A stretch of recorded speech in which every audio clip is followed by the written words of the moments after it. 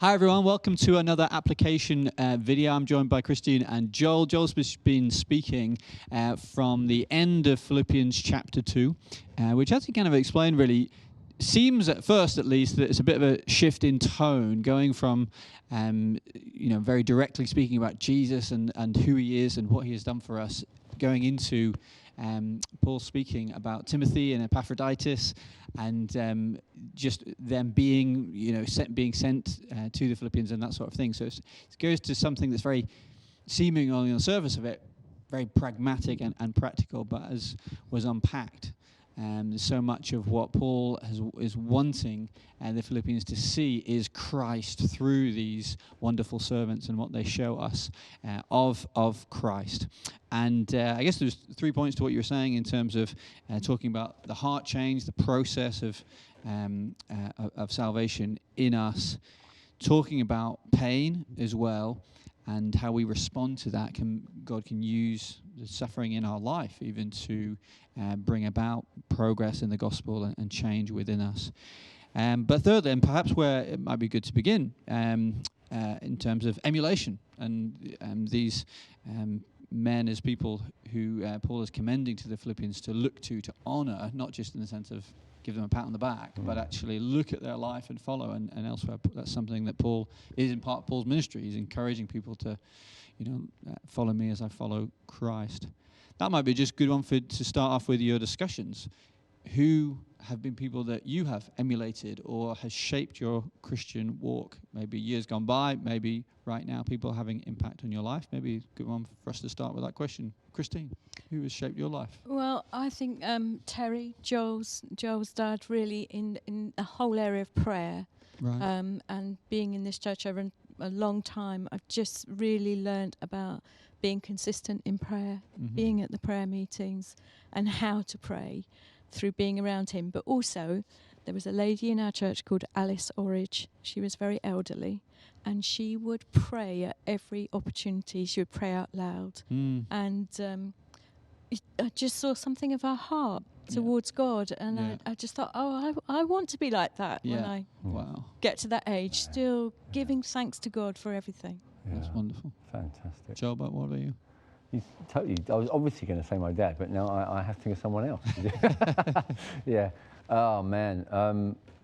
I think for me it was probably a time in my mid-teens.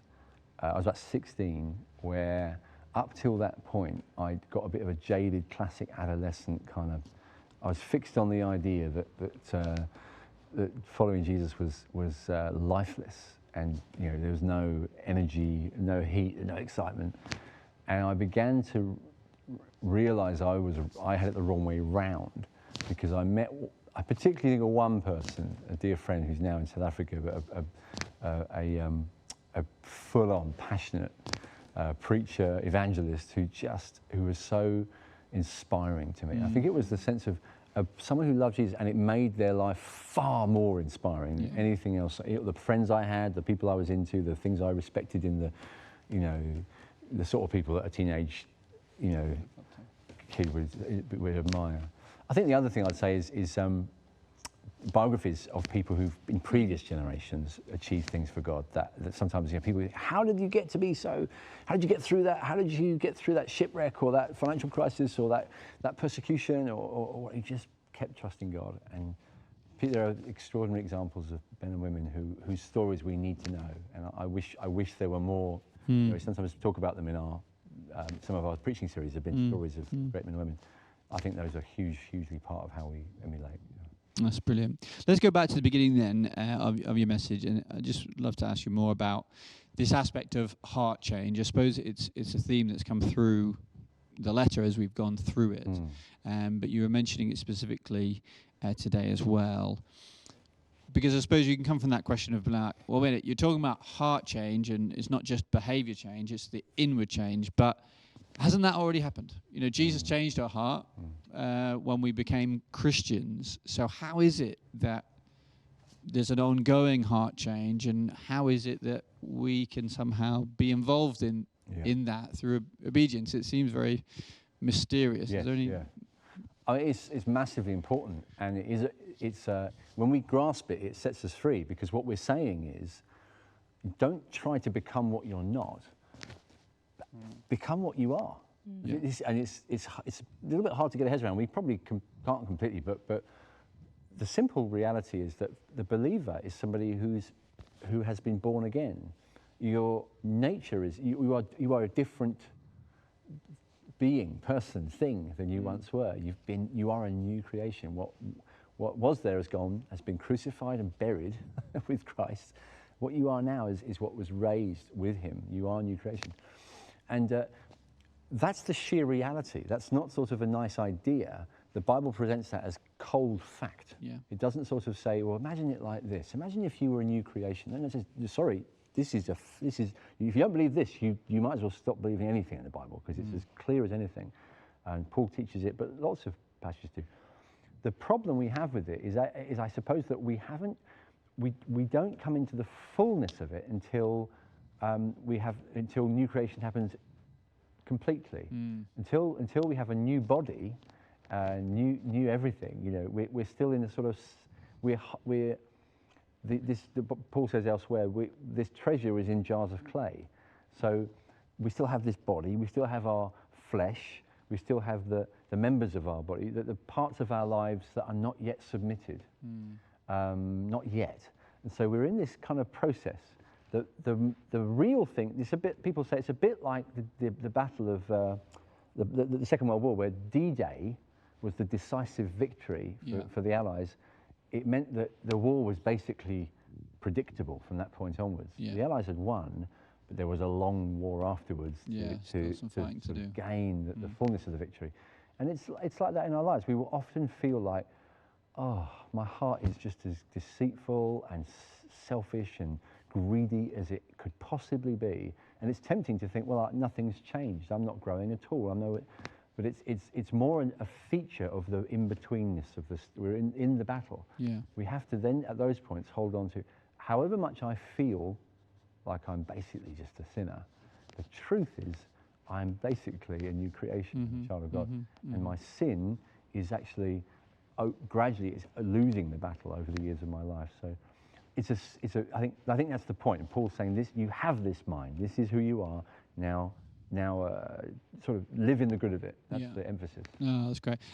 And I want to, on that note, move into this point of pain as well, and I guess this place of suffering, because when you're saying there that there's still ground to be made, using that an analogy with the war, there's still an ongoing thing to take hold of, even though the victory has been won, and the place of suffering. Because I guess when you're talking about actually God uses suffering and circumstance in our life, that's one of the ways that He brings about sanctification, makes us more like Jesus. But I just want to push a little bit into like how that happens, because I suppose maybe our instinct is, well, I'm in a season of suffering. So what it looks like to be spiritual is just essentially just stick it out, be stoic, just be patient. But I guess I want to ask, like, how would you encourage someone who is in difficulty to actually, what we've been talking about here, I suppose, getting on board with what Christ is doing? What does that actually look like, Christine, in practice?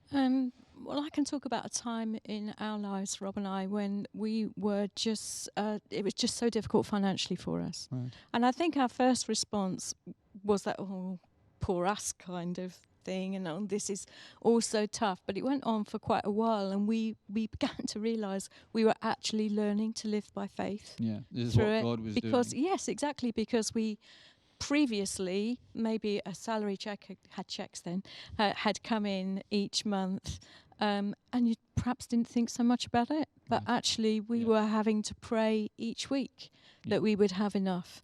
And it went on for quite a time, and it certainly wasn't comfortable all the time, but I do now look back on that time as one of the most formative in terms of learning to pray, learning to live by faith, not just in the area of finance, but in any area of our lives. And I'm not saying I do that all the time, but I know that there are lessons I learned at that time. Yeah, and we that's so helpful, because we can definitely have those categories, can't we? We think of like the road of progress that Jesus is taking us on is here. Yeah. And if we're hitting a suffering, we must have got off track somehow. We're in this circumstance as if it was like, God must be far away. I need to get out of it, reverse from here, get back onto, and that concept that God might lead us into a place of lack, into a place of even pain. Yes. Because he's doing something. Yes. Sometimes, I mean, it's not my first reaction to think, what's God doing now? It's like, God, get me out of this. Yeah. And that's the eyes of faith, isn't it? Yeah. To even ask the question, God, what are you doing Yes. in this situation? I think that's a really good question. How can I learn? How can I change? Yeah. What are you identifying in me that this season is bringing out that you bring into the attention so that you can shape? Yeah. Excellent. Brilliant. Let's finish on that note. But hopefully that's helpful for your discussion. Maybe you want to ask one another, even on that point, what is difficult in your life? What challenges are you facing? What might God be saying to you? And maybe even, it'd be great, just pray for one another. Sometimes we really understand what God is doing when other people pray for us, and can bring God's wisdom and help us to see a perspective of God with us in that as well. So hope you have some great discussion. Pray for one another. Let's journey together this journey of faith as Jesus leads us. Have a great week, and see you again soon.